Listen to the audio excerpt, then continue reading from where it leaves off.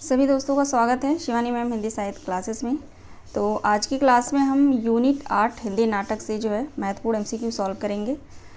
और आज की न्यूज़ आप लोगों ने देखा ही होगा, है ना। न्यूज़ कल की ही है, तो यूट्यूब पे भी आप लोगों ने देख लिया होगा और एनटीए के साइट पे भी आप लोगों ने देख लिया होगा कि नेक्स्ट वीक जो है एडमिट कार्ड जारी किया जा सकता है ना। तो मुझे लगता है कि जो कन्फ्यूजन था री एग्ज़ाम को लेकर वो कन्फ्यूज़न दूर हो गया होगा आप सभी का।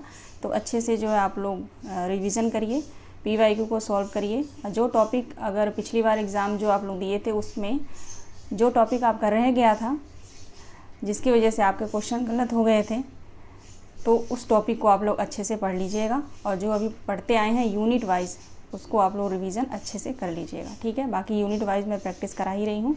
अपनी तरफ से आप लोग 100% पूरी कोशिश करिएगा कि जो गलतियाँ या जो भी कुछ कसर रह गया था पिछले एग्ज़ाम में वो इस एग्ज़ाम में ना होने पाए, ठीक है ना। पूरा 100% अपना लगा दीजिएगा आप लोग।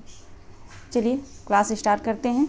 आप सभी लोग से निवेदन है कि पूरे प्रश्न को ज़रूर सॉल्व करिएगा। बहुत ही मोस्ट इम्पॉर्टेंट प्रश्न है आज की क्लास में। चलिए, पहला प्रश्न है, भारत दुर्दशा नाटक के संबंध में सत्य कथन बताइए। भारत दुर्दशा नाटक के संबंध में सत्य कथन बताना है। ऑप्शन ए है, आरंभ में एक योगी गाते हुए आता है।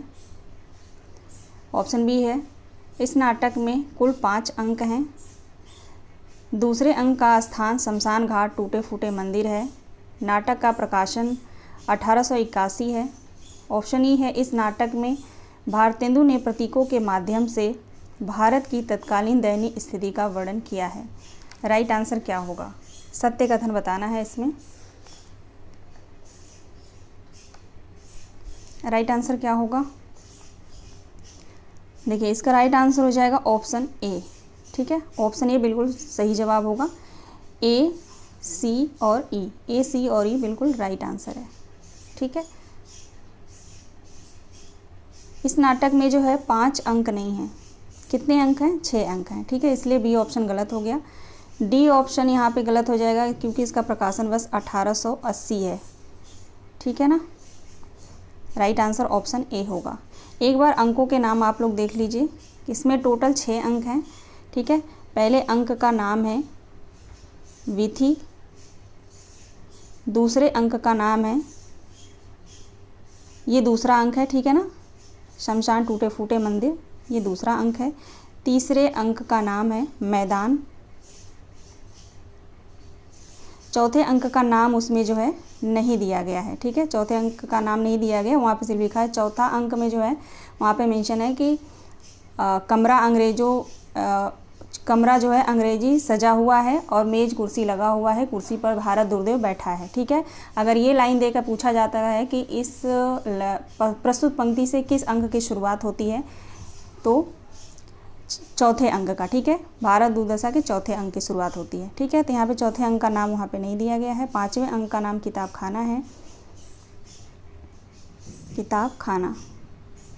धैर्य के साथ आप लोग क्लास में बने रहिएगा, ठीक है। 6ठे अंक का गंभीर वन, ठीक है। गंभीर वन का मध्य भाग।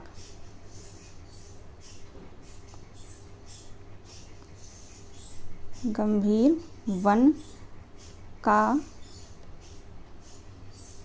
मध्य भाग, ठीक है। तो अच्छे से रिवीजन हो गया होगा 5-6 अंक का, ठीक है ना। तो चलिए आगे बढ़ते हैं। राइट आंसर ऑप्शन ए होगा। क्वेश्चन नंबर 2 देखेंगे। भारत दुर्दशा नाटक के 5वें अंक में भारत की दुर्दशा सुधारने के लिए एक कमेटी का दृश्य है जिसके सभापति हैं। भारत दुर्दशा नाटक आप लोगों ने पढ़ा होगा। 5वें अंक में आप जाएंगे तो वहाँ पे भारत की दुर्दशा सुधारने के लिए कमेटी का वहाँ पे दृश्य बताया गया है, ठीक है। उसमें जो सभापति चुने गए हैं वो बताना है इनमें से कौन कौन से रहते हैं। 6 सदस्यों की जो है एक कमेटी वहाँ पे बनाई जाती है। क्वेश्चन नंबर 2, एक बंगाली रहता है, एक महाराष्ट्री रहता है और एक कवि रहता है, ठीक है। तो ए, सी, डी राइट आंसर हो जाएगा। ए, सी, डी बिल्कुल सही जवाब है। ऑप्शन बी, ठीक है। एक पंजाबी नहीं रहता उसमें और यहाँ पे एक देसी महानुभाव है लेकिन एक नहीं है, दो है, यहाँ पे दो रहेगा, ठीक है, दो देसी महानुभाव होते हैं। चलिए राइट आंसर हो जाएगा ऑप्शन बी।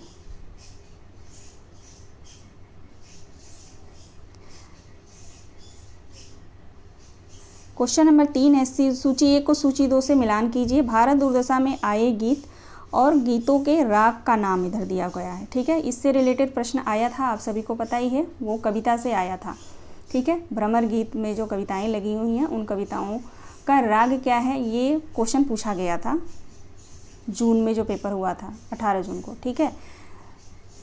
तो आप लोग सतर्क रहिएगा, इस तरह के प्रश्न फिर से पूछे जा सकते हैं। चलिए देखते हैं। ऑप्शन ए है, रोवो सब मिल के आवो भारत भाई, हाँ हाँ भारत दुर्दशा न देखी जाए, ये लावनी में है, ठीक है, लावनी है, बिल्कुल सही है। ऑप्शन बी है, मदवा पीले पागल जोगन बित्ते जाए, ये जो है राग कैफी में है, ठीक है। ऑप्शन सी है, जय जय कलयुग राग, जय जय कलयुग राज की, जय जय महामोह महाराज की, ये जो है राग काफ़ी है। ऑप्शन डी है, हाँ पूरा है ये, ठीक है, जागो जागो रे भाई, शोकत निस दयस गवाई, जागो जागो रे भाई, ये जो है राग चैती गौरी है, बिल्कुल क्रम में है ये, ठीक है। ऑप्शन ए राइट आंसर होगा, 1 2 3 4, ये बिल्कुल क्रम में है। मैंने इसको क्रम में इसलिए रखा ताकि आप लोग इसको अच्छे से याद कर लें, ठीक है। ये जो भी गीत है पूछा जा सकता है, ठीक है ना, संभावित है कि पूछा जा सकता है, तो आप लोग इसको याद रखिएगा। ऑप्शन ए राइट आंसर होगा। चलिए आगे बढ़ते हैं। 1 मिनट होल्ड करिए, मैं जरा नेट बंद कर दूं, नहीं तो किसी का भी कॉल आ सकता है, ठीक है। चलिए क्वेश्चन नंबर 4 देखेंगे। भारत दुर्दशा नाटक में किस पात्र द्वारा कवि वचन सुधा पत्रिका का जिक्र है? भारत दुर्दशा नाटक में किस पात्र के द्वारा कवि वचन सुधा पत्रिका का जिक्र मिलता है? क्वेश्चन नंबर 4 मोस्ट इम्पॉर्टेंट प्रश्न है, ठीक है। आज की क्लास में भारत दुर्दशा नाटक, चंद्रगुप्त नाटक, ध्रुव स्वामिनी नाटक, स्कंदगुप्त नाटक, ये 4 नाटक से जो मैंने प्रश्नों को लिया है। बाकी जो नाटक बचे हैं उसको जो है कल की क्लास में हम करेंगे।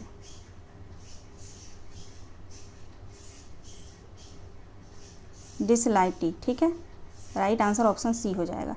ध्यान रखेंगे आप लोग, डिसलाइटी के द्वारा जो है कवि वचन सुधा पत्रिका का उल्लेख मिलता है।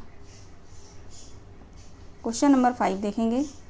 जागो जागो रे भाई, सोवत निस बैस गवाई, जागो जागो रे भाई, भारत दुर्दशा नाटक के किस अंक में यह गीत है? यह गीत किस अंक में है? यह गीत जो है भारत भाग्य गाता है, ठीक है, भारत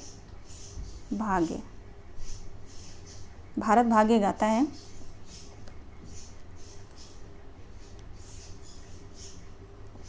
छठा अंक, राइट आंसर ऑप्शन डी हो जाएगा, 6वें अंक में। क्वेश्चन नंबर 6 देखेंगे। भारत दुर्दशा नाटक के चौथे अंक में आए पात्रों को पहले से बाद के क्रम में लगाइए।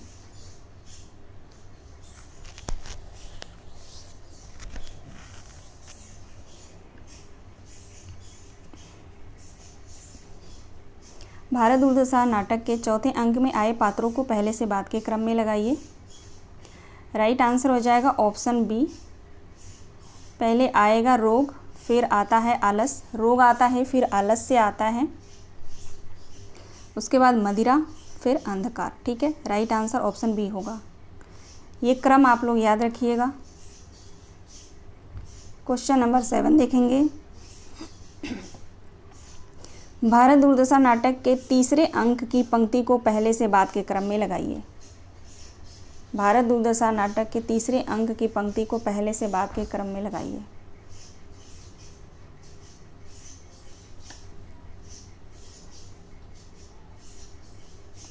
ऑप्शन ए है, अरे उपजा ईश्वर कोप से आओ आया भारत बीच, ठीक है, ये पहली पंक्ति है, बिल्कुल पहले आएगा, सही है। ऑप्शन बी देखेंगे, काल भी आऊँ महंगी लाऊं और बुलाऊं रोग, ये भी बिल्कुल सही है। उसके बाद आएगा ई, बहुत हमने फैलाए धर्म, बढ़ाया छुआछूत होगा यहाँ पे, ठीक है, बढ़ाया छुआछूत का कर्म, ई आएगा। उसके बाद आएगा डी, राचे बहुविध के वाक्य, पुराणन गाये घुसाए। उसके बाद लास्ट में सी आएगा, अपरस सोहत छूत राज, भोजन प्रात छुड़ाए। ठीक है, ये क्रम है। राइट आंसर ऑप्शन ए होगा, A B E D C. ठीक है ना। चलिए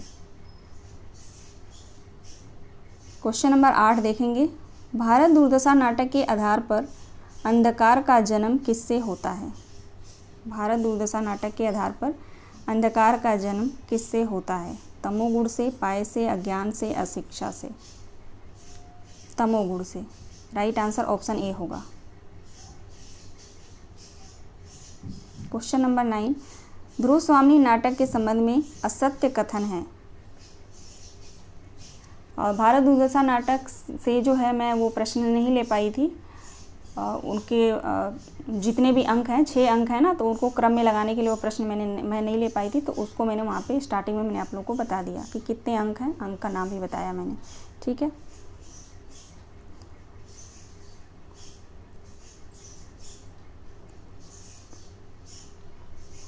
राइट आंसर हो जाएगा ऑप्शन डी। ध्रुव स्वामी नाटक में कुल 4 दृश्य नहीं है, 3 दृश्य हैं। ठीक है, नाटक का प्रकाशन वर्ष 1933 है, बिल्कुल सही है। ध्रुव स्वामी नाटक में कुल 3 अंक हैं, इसमें स्त्री पुनर्विवाह का चित्रण किया गया है, बिल्कुल।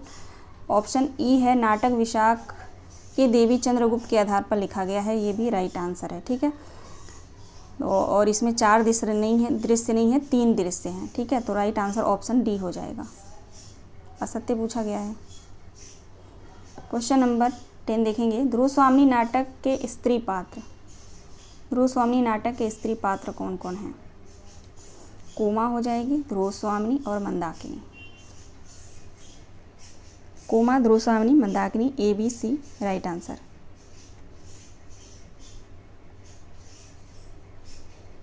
ध्रुव स्वामी नाटक के पुरुष पात्र नहीं हैं, ध्रुव स्वामी नाटक के पुरुष पात्र नहीं हैं।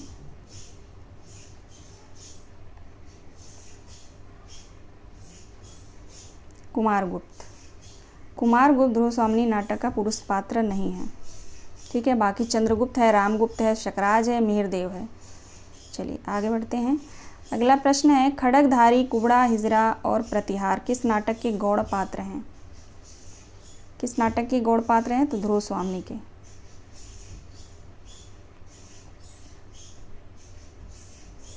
अगला प्रश्न है, ध्रुव स्वामी नाटक के दृश्य हैं, इनमें से कौन कौन सा दृश्य जो है ध्रुव स्वामी नाटक के हैं?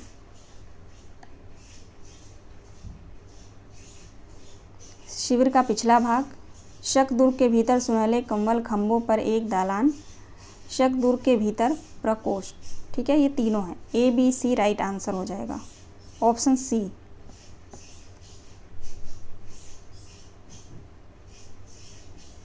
दृश्यों में यहाँ पे मैं 2 मिनट लूँगी, 2 मिनट नहीं 1 मिनट में। ठीक है, दृश्य जो दिए गए हैं ना, चंद्रगुप्त, स्कंदगुप्त, ध्रुव स्वामी, ठीक है, अंक दिए गए हैं, अंकों में जो है अलग अलग दृश्य दिए गए हैं। तो दृश्यों को आप लोग ये नहीं कि अच्छे उसको याद करने बैठ जाओ, याद नहीं होता है। ठीक है, स्टार्टिंग के एक आध लाइन आप लोग याद करिएगा, फिर लास्ट का याद करिएगा, बीच का एक आध याद करिएगा। ठीक है, पूरा दृश्य को आप लोग याद करने में बहुत कन्फ्यूजन पैदा होता है। ठीक है, अगर आपको आसानी से याद हो रहा है तो कोई बात नहीं, याद कर लीजिएगा, नहीं हो रहा है तो छोड़ दीजिएगा, क्योंकि ज़रूरी नहीं है कि वहीं से प्रश्न बनेगा। ठीक है, बनेगा भी तो एक आध बनेगा वहाँ से। ठीक है ना, लेकिन देख ज़रूर लीजिएगा उसको, दृश्यों को, खास करके चंद्रगुप्त नाटक और स्कंदगुप्त नाटक के।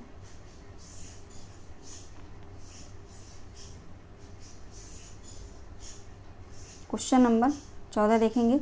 भगवान ने स्त्रियों को उत्पन्न करके ही अधिकारों से वंचित नहीं किया है, बल्कि तुम लोगों की दस्युवृत्ति ने उन्हें लूटा है। ध्रुव स्वामी नाटक से यह संवाद किस पात्र का है? ध्रुव स्वामी नाटक से यह कथन किस पात्र का है? मंदाकिनी का है। राइट आंसर मंदाकिनी होगा। प्रश्न है, विधान की स्याही का एक बिंदु गिरकर भाग्य लिपि का कालिमा चढ़ा देता है। ध्रुव स्वामी नाटक से यह संवाद किस पात्र का है? चंद्रगुप्त का।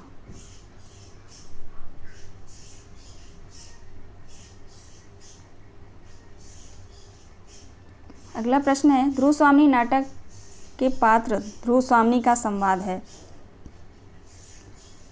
इनमें से कौन कौन से संवाद ध्रुव स्वामिनी का है, ये पूछा जा रहा है। इसको और थोड़ा सा मैं छोटा करती हूँ ताकि पूरा ऑप्शन दिखे।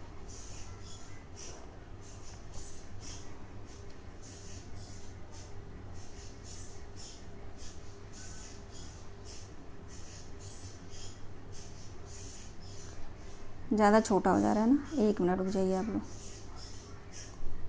चलिए, ध्रुव स्वामिनी का कथन देखना है इसमें। पहला कथन देखते हैं, इस राजकुल में संपूर्ण मनुष्यता का एक भी निर्देशन न मिलेगा क्या, जिधर देखा कुबड़े बौने हिजरे गूंगे और बहरे हैं। ठीक है, तो ये कथन ध्रुव स्वामिनी का है। ऑप्शन बी देखेंगे, मैं तो अपने प्राणों का मूल्य नहीं समझ पाती, मुझ पर राजा का कितना अनुग्रह है यह भी मैं आज तक न जान सकी। यह भी ध्रुव स्वामिनी का ही है।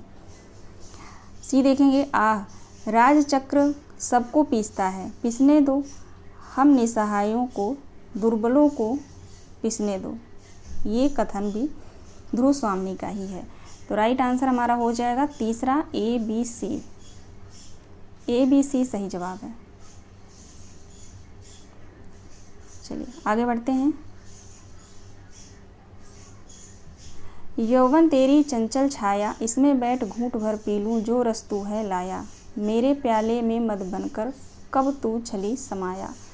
ध्रुव स्वामिनी नाटक से यह गीत किस पात्र का है।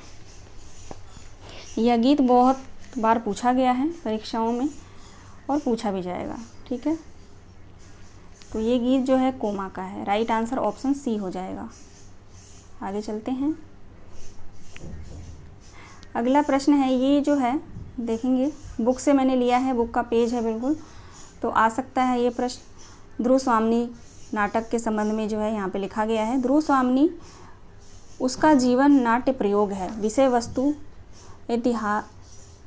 इतिहासरित है, पर दृष्टिकोण नया है। दृष्टिकोण की नवीनता के कारण इसकी नाट्य संरचना पूर्ववर्ती नाटकों से भिन्न हो गई है। ठीक है, यहाँ तक कथन को आप लोग पढ़ लीजिएगा, पूरे कथन को आप लोग पढ़ लीजिएगा, लेकिन मैं यहीं तक पढ़ रही हूँ। ठीक है, यहाँ तक दे सकता है। यहाँ पे देखेंगे दूसरा कथन है, इस नाटक में नारी अपने निर्णय और स्वतंत्रता को रेखांकित किया है। समस्या यह है कि क्या क्वील काल पुरुष पत्नी को शत्रु के हाथ में उपहार देने वाले पति से उसकी परिणीता अपना संबंध विच्छेद कर अपने रक्षक से, जिसे वो प्यार भी करती है, पुनर्विवाह कर सकता है। यह कथन दिया जा सकता है। ठीक है, तो ये बच्चन सिंह, राइट आंसर बच्चन सिंह होगा। ठीक है, बच्चन सिंह के पुस्तक से है। अगला प्रश्न है, सौभाग्य और दुर्भाग्य मनुष्य की दुर्बलता के नाम हैं। मैं तो पुरुषार्थ को ही सबका नियामक समझता हूँ, पुरुषार्थ ही सौभाग्य को खींच लाता है। राइट आंसर क्या होगा, किसका कथन है ये। ध्रुव स्वामिनी नाटक से है ये कथन, शकराज का।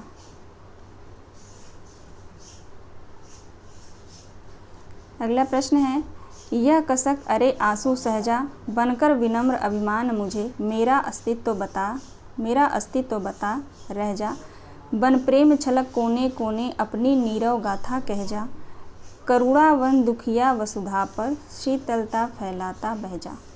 ध्रुव स्वामिनी नाटक से यह गीत किस पात्र का है। ध्रुव स्वामिनी नाटक से यह गीत मंदाकिनी का है। Option B.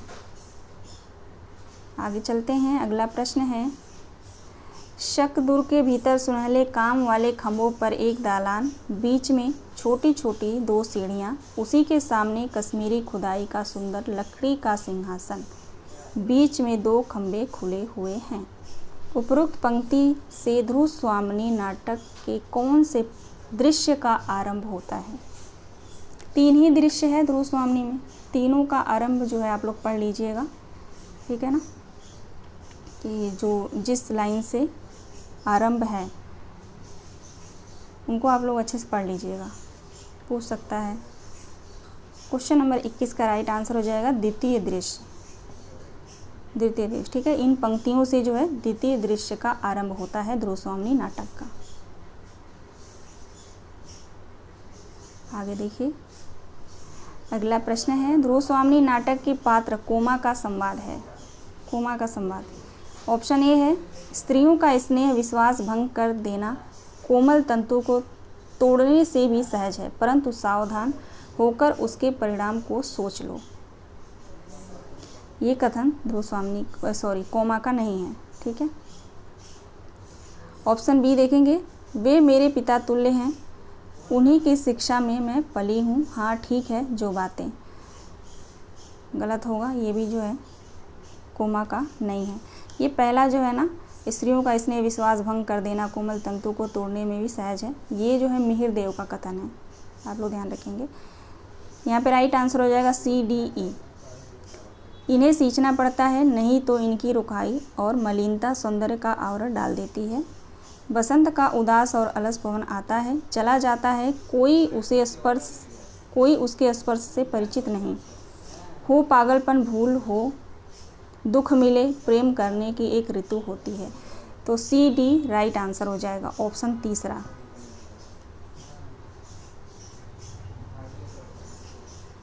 अगला प्रश्न है, शकदुर्ग के भीतर एक प्रकोष्ठ, तीन मंचों में दो खाली और एक ध्रुव स्वामिनी पादपीठ के ऊपर बाएं पर दाहिना पैर रखकर अधरों से ढंग लगाए चिता में निमग्न बैठी है। बाहर कुछ कोलाहल होता है। अब यहाँ पे बस सिर्फ पूरी लाइन आप लोग को नहीं याद हो तो सिर्फ आप लोग याद रखिएगा कि ध्रुव स्वामिनी जो है चिता निमग्न बैठी है, चिता में निमग्न बैठी है, ठीक है, इतना याद रखिएगा आप लोग। तो इस पंक्ति से जो है ध्रुव स्वामिनी नाटक के किस दृश्य का आरंभ होता है?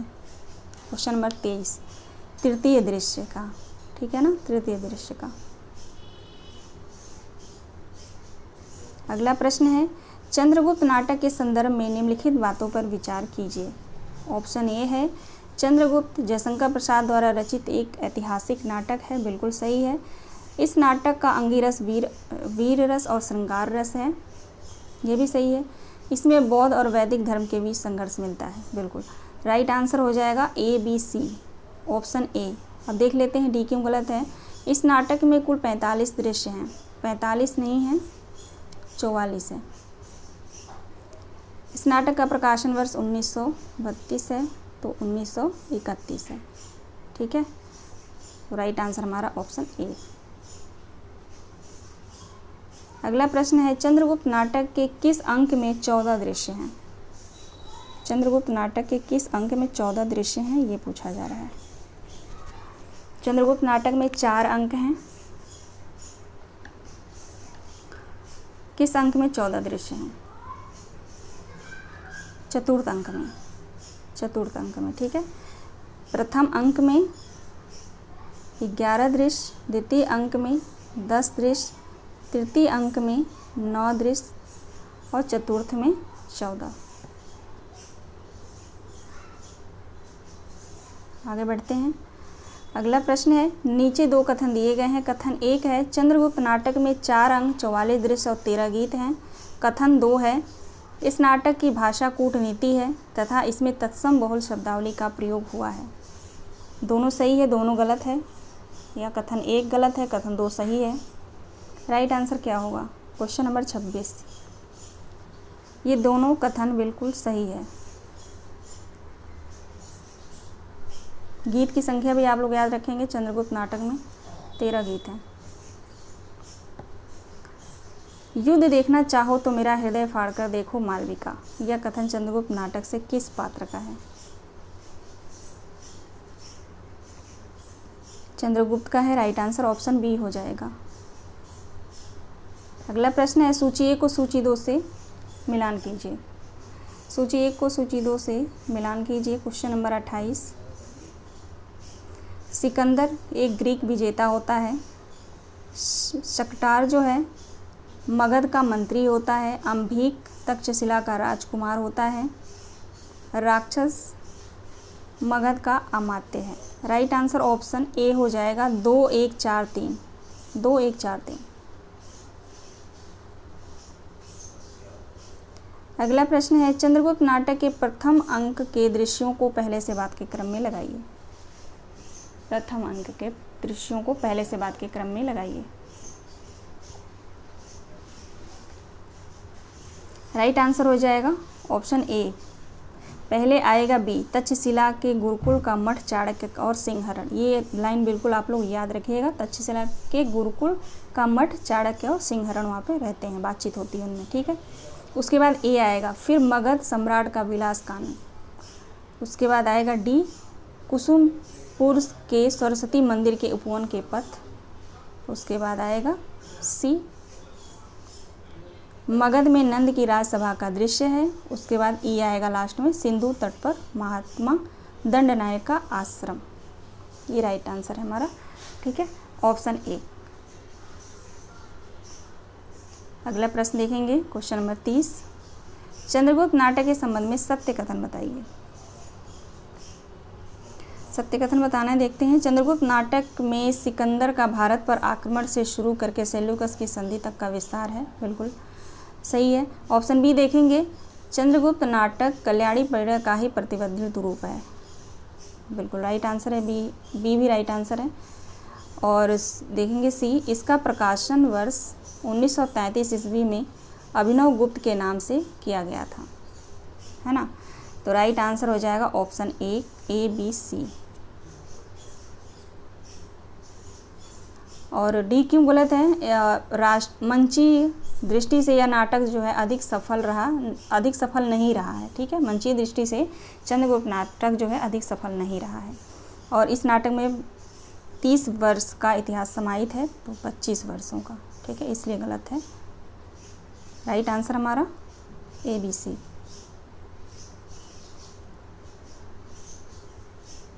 आगे देखेंगे, अगला प्रश्न है, चंद्रगुप्त नाटक से स्त्री पात्र कौन है? चंद्रगुप्त नाटक से स्त्री पात्र कौन है? अलका, मालविका और देवसेना, है ना। नहीं, देवसेना नहीं है। Suvasini, A B D right answer होगा। अलका, मालविका और सुवासिनी। देवसेना, विजया तो स्कंदगुप्त नाटक की है ना। चलिए आगे देखते हैं।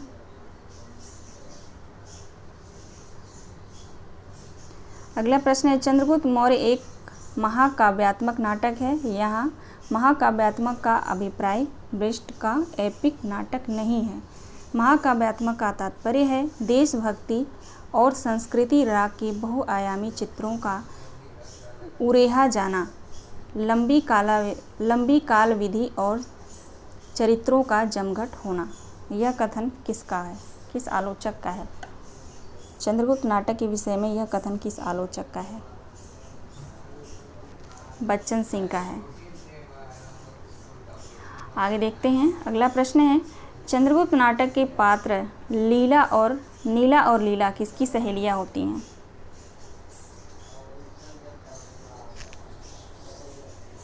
चंद्रगुप्त नाटक के पास आज एक मच्छर है मेरे पास, मैं इधर पढ़ा रही हूँ और मुझे इतना काट रहा है, वो इतना काट रहा है, खूब फ़ायदा उठा रहा है आज मेरा। जैसे ही मारने जा रही उड़ जा रहा है।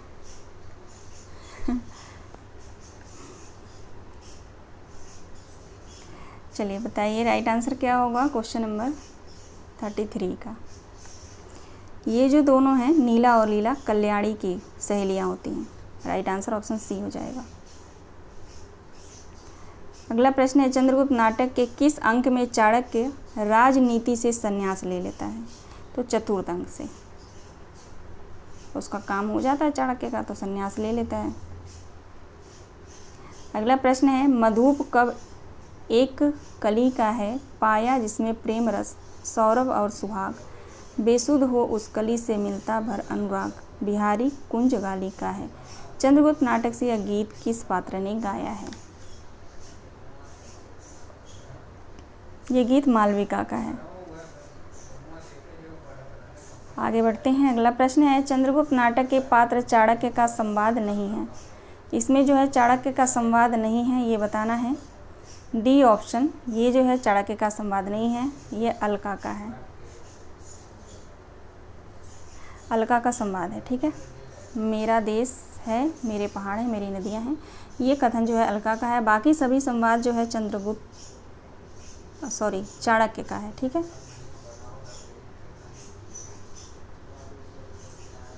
आगे देखेंगे अगला प्रश्न। चंद्रगुप्त नाटक में आए कथनों को उनके पात्रों के साथ सुमेलित कीजिए।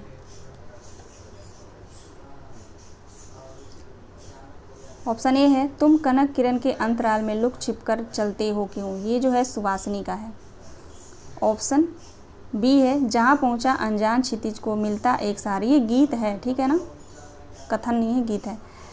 तो ये जो है कार्नेलिया का है। ऑप्शन सी है, दो बालुकापूर्ण कागारों के बीच एक निर्मल स्रोतस्विनी का रहना आवश्यक है, ये चाणक्य का है। अच्छा, गीत और कथन दोनों मिल गया है इसमें, चलिए कोई बात नहीं। डी ऑप्शन देखेंगे, विजया तृष्णा का अंत पराभव में होता है, ये जो है दंडनायक का है। तो 2, 1, 4, 3 ऑप्शन ए 2, 1, 4, 3 राइट आंसर है।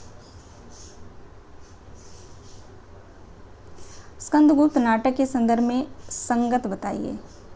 स्कंदगुप्त नाटक के संदर्भ में संगत बताइए। ऑप्शन ए, इसका प्रकाशन वर्ष 1928 है, बिल्कुल। ऑप्शन बी है, यह नाटक 6 अंकों में विभक्त है, गलत, 6 अंकों में विभक्त नहीं है, 5 अंक में। ऑप्शन सी, स्कंदगुप्त नाटक की भूमिका स्वरूप प्रसाद ने स्कंदगुप्त तथा मात्रगुप्त यानी कालिदास संबंधी ऐतिहासिक तथ्यों का विवेचन किया है, बिल्कुल सही है। डी देखेंगे, इस नाटक में कुल 5 अंक हैं और 43 दृश्य हैं। 5 अंक तो हैं, ठीक है, लेकिन 43 दृश्य नहीं हैं। आगे देखते हैं सी ऑप्शन, यह नाटक देशभक्त वीर साहसी प्रेमी स्कंदगुप्त विक्रमादित्य के जीवन पर आधारित ऐतिहासिक नाट्य कृति है, सही है। तो ए सी ई राइट आंसर हो जाएगा, ए सी ई।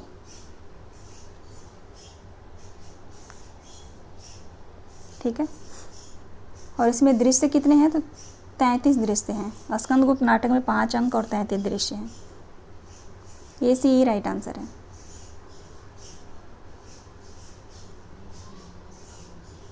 चलिए आगे देखते हैं, अगला प्रश्न है, वास्तविकता तो यह है कि वे वर्तमान में अपने समसामयिक समस्याओं के बिंदु से अतीत को देखते हैं और भविष्य को परिकल्पित करते हैं। उपयुक्त कथन किस आलोचक का है? यह कथन किस आलोचक का है? टोटल प्रश्न जो है 50 होंगे, ठीक है, आप लोग घबराएंगे नहीं। पहले मैंने संख्या बताया नहीं क्वेश्चन का, बस क्लास ख़त्म होने वाली है, 10 क्वेश्चन और रह गए हैं। सी डॉक्टर नगेंद्र का कथन है ये, और किस नाटक के बारे में है, तो स्कंदगुप्त नाटक के बारे में, ठीक है। स्कंदगुप्त नाटक के 5वें अंक में कितने दृश्य हैं? स्कंदगुप्त नाटक के 5वें अंक में कितने दृश्य हैं, ये बताइए।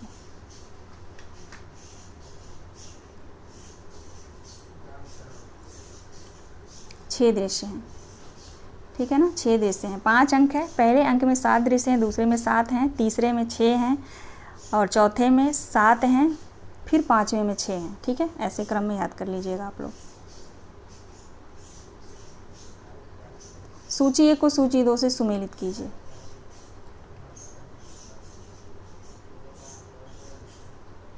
पर्णदत्त मगध का महानायक, बंधु वर्मा मालवा का राजा, पुरुगुप्त कुमारगुप्त का छोटा पुत्र और भट्टार्क नवीन महाबलाधिकृत। राइट आंसर ऑप्शन ए हो जाएगा, 2, 1, 4, 3। अगला प्रश्न है, स्कंदगुप्त नाटक के प्रथम अंक के दृश्यों को पहले से बाद के क्रम में लगाइए। स्कंदगुप्त नाटक के प्रथम अंक के दृश्यों को पहले से बाद के क्रम में लगाइए। पहले आएगा अंतापुर का द्वार, फिर आएगा अवंती के दुर्ग में देवसेना विजया और जयमाला, उसके बाद आएगा, नहीं, 1 मिनट रुक जाइए, सबसे पहले अंतापुर का द्वार आएगा, बिल्कुल सही है। फिर आएगा पथ के मात्रगुप्त, ठीक है, ए बी ये क्रम में है। उसके बाद डी आएगा अवंती के दुर्ग में देवसेना विजया और जयमाला। फिर सी आएगा उज्जैनी में गुप्त साम्राज्य का स्कंदवर। फिर ई आएगा अनंत देवी का सुसज्जित प्रकोष्ठ। यानी ABDCE option 1 ABDCE right answer है। आगे देखते हैं, अगला प्रश्न है निम्न में स्कंदगुप्त के नाटक कौन कल्पित पात्र हैं। निम्न में से स्कंदगुप्त नाटक के कल्पित पात्र पूछे गए हैं। स्कंदगुप्त नाटक के कल्पित पात्र।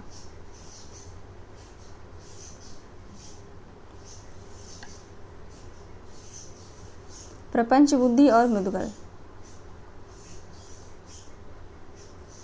स्कंदगुप्त नाटक के स्त्री पात्र हैं। स्कंदगुप्त नाटक के स्त्री पात्र कौन कौन हैं?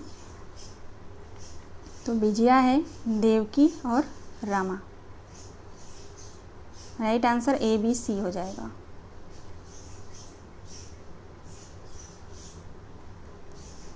यदि राक्षस कोई था तो विभीषण था और बंदरों में एक सुग्रीव हो गया। उपयुक्त कथन स्कंदगुप्त नाटक से किस पात्र का है? धातुसेन का। राइट आंसर ऑप्शन सी होगा। अगले प्रश्न में चलते हैं। अगला प्रश्न है न छेड़ना उस अतीत स्मृति से खींचे हुए बीन तार कोकिल, करुण रागिनी तड़प उठेगी सुना न ऐसी पुकार कोकिल। हृदय धूल में मिला दिया उसे चरण चिन्ह सा क्या है। खिले फूल सब गिरा दिया है न अब बसंती बहार कोकिल। ठीक है, पूरी पंक्ति को मैंने लिया है, लेकिन ये 2 पंक्ति दी जा सकती है, बीच से भी ये दोनों दिया जा सकता है, एक भी दिया जा सकता है। ठीक है, तो पूरी पंक्ति को याद रखिएगा। स्कंदगुप्त नाटक से किस अंक में नर्तकियां यह गीत गाते हुए प्रवेश करती हैं? ठीक है, नर्तकियों का गीत है, आप लोग ध्यान रखिएगा। और किस अंक में? तो प्रथम अंक में। अगला प्रश्न है पुरुष है कौतूहल और प्रश्न और स्त्री है विश्लेषण, उत्तर और सब बातों का समाधान। प्रस्तुत संवाद स्कंदगुप्त नाटक के पात्र धातुसेन किससे कहता है? मातृगुप्त से कहता है। ठीक है, अगला प्रश्न है कोई दुख भोगने के लिए है कोई सुख, फिर सबका बोझा अपने सर पर लाद कर क्यों व्यस्त होते हो। यह कथन किसका है? स्कंदगुप्त नाटक से संवाद किसका है? कोई दुख भोगने के लिए है कोई सुख, फिर सबका बोझा अपने सर पर लाद कर क्यों व्यस्त होते हो। यह कथन जो है विजया का है। आगे देखते हैं अगला प्रश्न, क्वेश्चन नंबर 49। निम्न में से कौन सा संवाद स्कंदगुप्त नाटक के पात्र देवसेना का नहीं है? बताइए, देवसेना का कथन इनमें कौन सा नहीं है? चलिए देखते हैं। जहाँ हमारी सुंदर कल्पना आदर्श का नीड़ बनाकर विश्राम करती है वही स्वर्ग है। बिल्कुल, ये देवसेना का कथन। ठीक है, प्रत्येक परमाणु के मिलन में एक समय है, ये भी कथन देवसेना का ही है। रोग तो एक न एक सभी को लगता है, परंतु ये रोग अच्छा है जिससे कितने रोग अच्छे किए जा सकते हैं। ये कथन किससे कहता है? रोग वाला जो है कथन, बताइएगा देवसेना किससे कहती है? कमेंट करके आप लोग ज़रूर बताइएगा। ठीक है, ऑप्शन डी देखेंगे, बिना गान के कोई कार्य नहीं, विश्व के प्रत्येक कंप में एक ताल है। ये भी कथन देवसेना का ही है। ई ऑप्शन देखेंगे, क्षमा पर मनुष्य का अधिकार है, वह पशु के पास नहीं मिलती, उठो मैं तुम्हें क्षमा करती हूँ।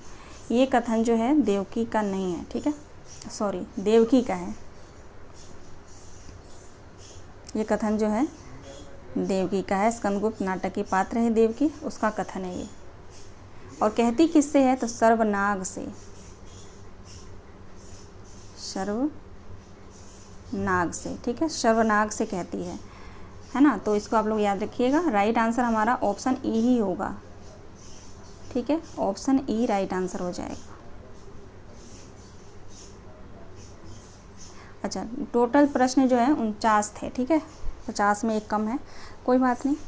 तो आशा करती हूँ सभी प्रश्नों को आप लोगों ने सॉल्व किया होगा।